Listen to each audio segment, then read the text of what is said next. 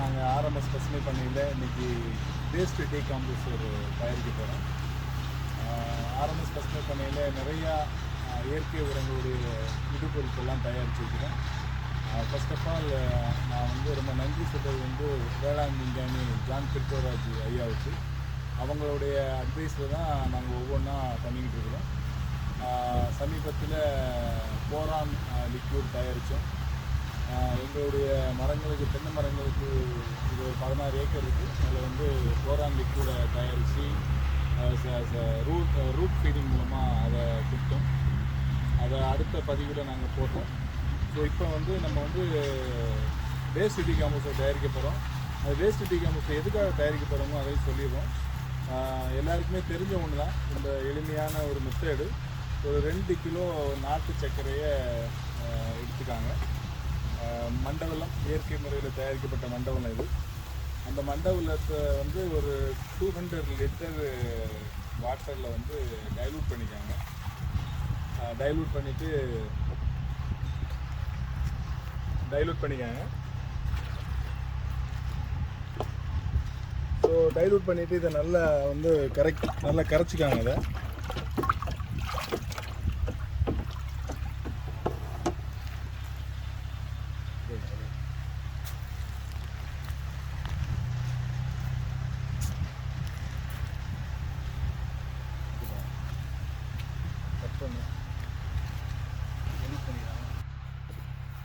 இந்த நாட்டு சர்க்கரையை நம்ம எதுக்கு போடுறோம்னா, அந்த வேஸ்ட் டீகாம்போசர்னா என்னென்னா, நம்ம நாட்டு பசு மாட்டில் சாணத்திலிருந்து எடுக்கக்கூடிய ஒரு காம்பனன்ட்.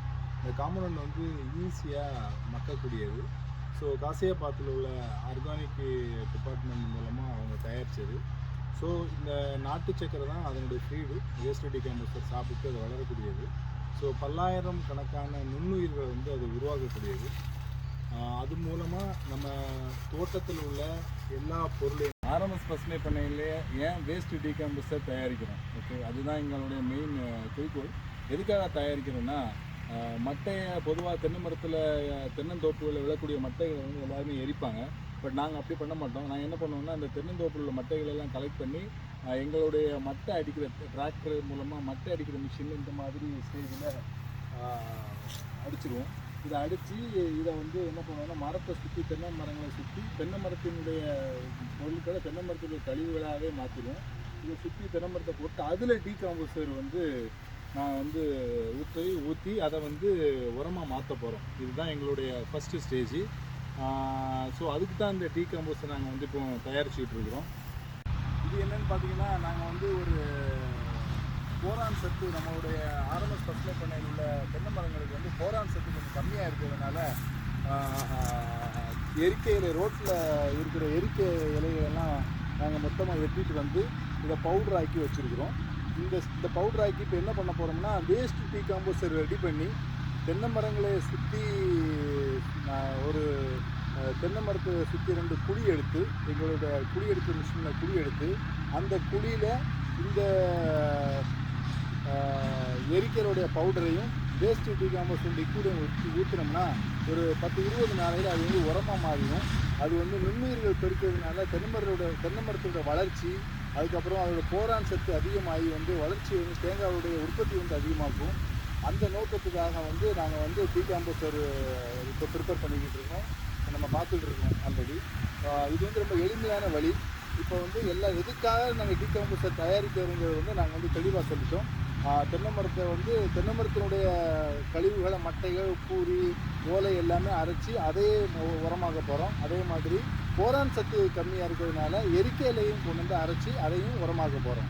வாங்க நம்ம அடுத்த ஸ்டேஜில் எப்படி போரானுடைய நம்ம வேஸ்ட் டீகாம்போசர் எப்படி ப்ரிப்பேர் பண்ணலாங்கிறத பார்க்கலாம். இதுதான் வேஸ்ட் டீகாம்போசர். ஒரு 20 கிராம் இருக்கும். இது ஆர்கானிக் வேஸ்ட் டீகாம்போசர். நான் ஆல்ரெடி முன்னே இன்ஃபார்ம் பண்ண மாதிரி இது காசியாபாத்திலிருந்து தயாரிக்கப்பட்டது. நம்மளுடைய நாட்டு சாணத்துடைய ஒரு முக்கியமான ஒரு காம்பனன்ட். இதை நம்ம 200 லிட்டரில் நம்ம கொடுக்குறோம். ஆல்ரெடி நம்ம நாட்டு சர்க்கரை இதில் கலக்கியிருக்கிறோம். ஏன் நாட்டு சர்க்கரையில் 2 கிலோவுக்கு மேலே கலக்கியிருக்கிறது காரணம் என்னென்னா, இந்த நுண்ணுயிர் வந்து நாட்டு சர்க்கரையை சாப்பிடும். அதுக்காக இப்போ உள்ள கலக்கிறோம். இதெல்லாம் ஒரு இன்னையிலேருந்து ஒரு 6 நாள் கை கொண்டு இதை வந்து எடுக்கக்கூடாது. காரணம்னா நம்ம கையில் உள்ள வேஸ்ட்டு பாக்டீரியாஸ் வந்து அஃபெக்ட் ஆச்சுன்னா இது வந்து வேஸ்ட் ஆயிரும். அதனால் இது வந்து குச்சி கொண்டோ வேறு ஏதாவது ஒரு மெட்டீரியல் கொண்டு தான் இதை வந்து எடுக்கணும். ஸோ டெய்லி வந்து 2 டைம்ஸ் இதை கலக்கி விடணும். இதை கலக்கி விடும்போது இது நல்லா ஒரு ஃபார்ம் ஆகி ஒரு பபுள்ஸ் மாதிரி வரும். ஸோ இதை தான் நம்ம வந்து என்ன பண்ணோம்னா, நம்ம செடி கொடிகளுக்கு, மரங்களுக்கு, தென்னை மரங்களுக்கு, மா, பலா, கொய்யா, வாழை அந்த மாதிரி மரங்களுக்கு வந்து நம்ம வந்து இதை வந்து ரூட் ஃபீடிங் மூலமாகவும் இதையும் தெளிக்கலாம். எல்லா பொருளுமே மக்கி வேஸ்ட்டு வந்து உரமாக மாறிடும். நுண்ணுயிர் வந்து அதிகமாக வந்து வளரும். ஸோ அதுக்காகத்தான் நம்ம வந்து இந்த வேஸ்ட் டீகாம்போசர் வந்து தயாரிக்கிறோம். இது உண்மையிலேயே ஒரு மிகப்பெரிய வரப்பிரசாதம் தான் சொல்லுவோம்.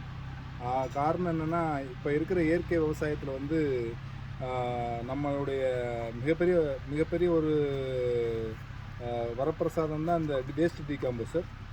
நம்ம வயல் தோட்டத்தில் உள்ள எல்லா பொருளுமே ஈஸியாக மக்கிரும்.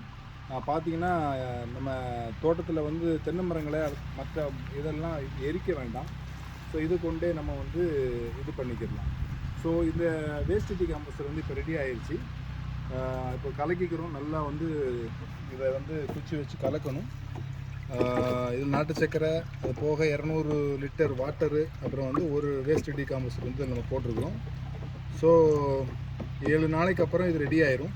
ரெடி ஆனதுக்கப்புறம் முன்னே சொன்ன மாதிரி நம்ம வந்து